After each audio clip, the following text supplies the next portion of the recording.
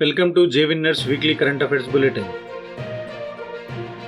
As the Barak nuclear plant's first unit got operational on 31st July 2020, UAE became the first country in the Arab world to produce nuclear energy.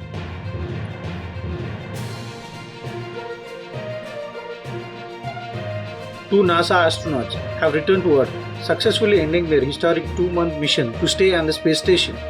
The return clears the way for another SpaceX Crew launch in September 2020.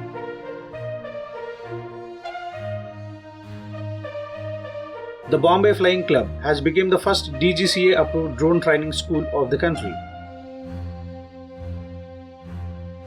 The Drug Controller General of India's office has approved the Serum Institute of India's application for Phase 2 and 3 clinical trials of the University of Oxford's COVID-19 vaccine candidate Covishield. Pakistan PM Imran Khan has unveiled a new political map of Pakistan that includes Indian illegally occupied Jammu and Kashmir as a part of the country's territory for the first time.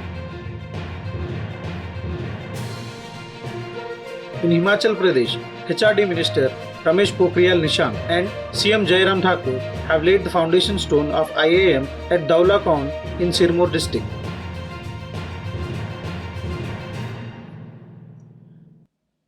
The Andhra Pradesh government has signed a pact with 3 companies, Hindustan Unilever Limited, ITC and Procter Gamble. The companies will give handholding to women under the YSR Cheyuta scheme to be launched on August 12, 2020.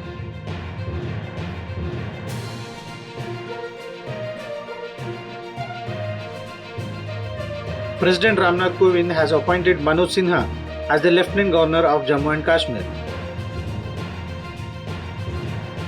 India has extended line of credit worth $18 million to the government of Maldives for the expansion of fishing facility at a Maldives Industrial Fisheries Company.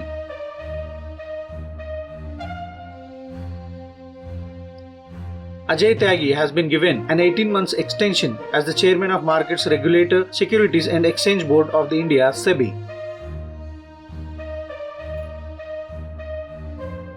The country's first Kisan Special Parcel Train or Kisan Rail started from 7th August 2020. It transported material between Maharashtra Devlali and Bihar's Dhanpur railway station.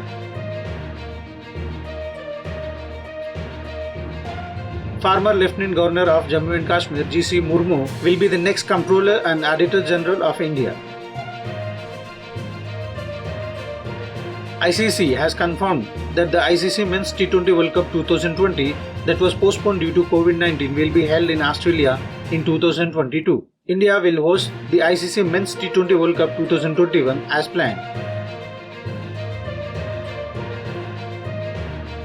Bangladesh will construct a memorial for the Indian soldiers martyred during the country's liberation war in 1971. The memorial will be constructed coinciding with the 50th anniversary of the liberation of Bangladesh. PM Narendra Modi will inaugurate and dedicate the submarine optical fiber cable connecting Chennai and Port Blair to the nation on August 2020. Lebanon's Prime Minister Hassan Diab has resigned from his post in the wake of a major blast in Beirut that has triggered public outrage.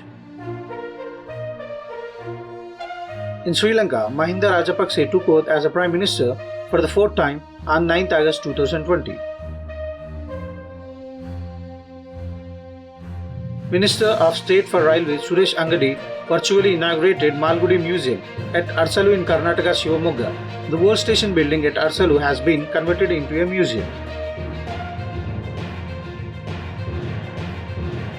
The Andhra government has signed an MOU with the Boston Group to set up a facility devoted to research and development in the information technology sector.